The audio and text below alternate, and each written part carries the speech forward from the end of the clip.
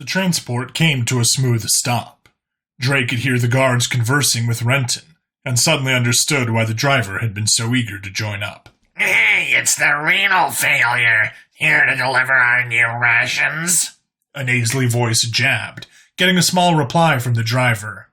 It's Renton, guys. And yes, got them all ready for you in the back. A different, more gruff voice replied to Renton. Renton Schmenton. No one cares, delivery boy. Go on, make your delivery and get out of here. The transport started moving again, and Drake felt a giddiness rising in his stomach. The plan was working so far.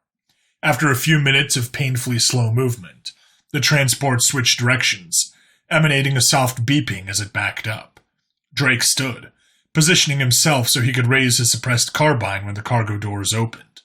The muffled sound of voices walked around the side of the truck. They stopped as soon as they got to the rear, the sound of choking reaching them through the doors before they opened. Renton smiled at them, an unconscious Geknosion in a headlock beneath his arm. I overheard you guys talking about needing to get, Harl out of the base. Renton pointed at the unconscious Geknosion under his arm. This is Harl. I didn't expect him to be here, but, hey, lucky you, right?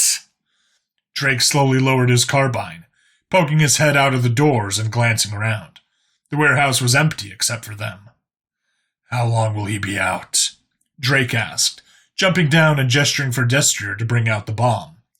Renton looked down and gently shook Harl, the other Geknosion groaning as he came to. Renton, what the hell, man? Wait, who are these guys? Harl struggled, but Renton's grip didn't relax. Drake knelt in front of the struggling Geknosion as Remen and Destrier unloaded the massive bomb from the truck. Your dad asked us to spare you, so congratulations. You're being rescued. Please don't resist. The headlock Geknosion stopped struggling almost immediately. My dad's alive. Drake nodded sharply. Harl seemed to let out a huge sigh of relief. Then his eyes sharpened. What's his name?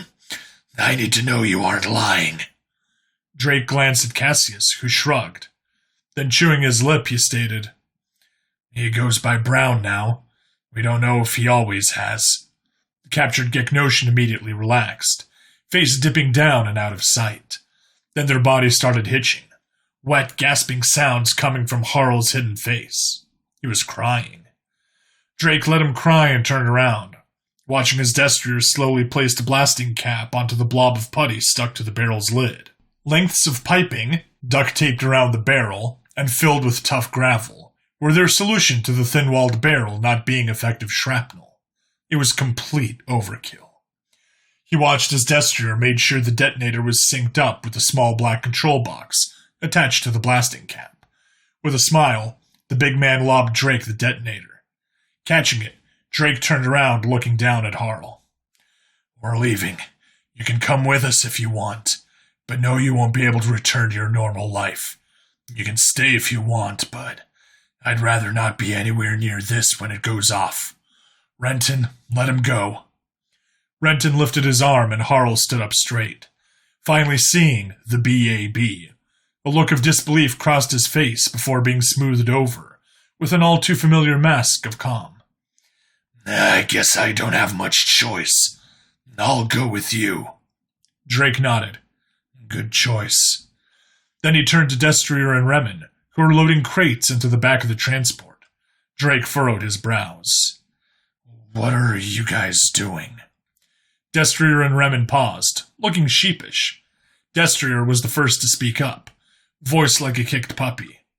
They, had canned fruit and vegetable, boss. I feel like it'd be a shame to blow it all up. Drake was about to object, but the thought of some non-synthesized food made his mouth water. Drake stepped forward, picking up a crate labeled Peaches, as he jerked his head at Renton and Harl. They're not wrong. Help us load this up, then we leave. Drake and the others unloaded from the back of the transport. Renton had taken them to a hill on the opposite side of town. This was the planned meeting spot if they'd somehow gotten separated during this mission. But now, It was their vantage point to witness the bomb's blast. Drake looked out over the glittering lights of Golgotha as he raised the detonator above his head like a torch. With a smile, he spoke to those he lost along the way. "This is for you, all of you. Thank you for lending me your strength." He clicked the button, and for a moment night turned to day as the BAB went off. 1 pound of SP-90 was equivalent to 8 pounds of TNT, and the shockwave attested to that, the air turning opaque as the shockwave boomed out over Golgotha, windows shattering from the force. It only took a few seconds for the shockwave to reach them, and it knocked all 7 back a few steps, while moving the still hovering transport a few inches in the opposite direction. "Holy shit. Drake?" Destrier muttered. "Yeah?" Drake asked, stunned by the destructive power of his own bomb. "That was a lot bigger than we expected." "Yup. Let's not do that again." "Agreed," the others said in almost perfect unison, watching as chunks of debris rained down over Golgotha.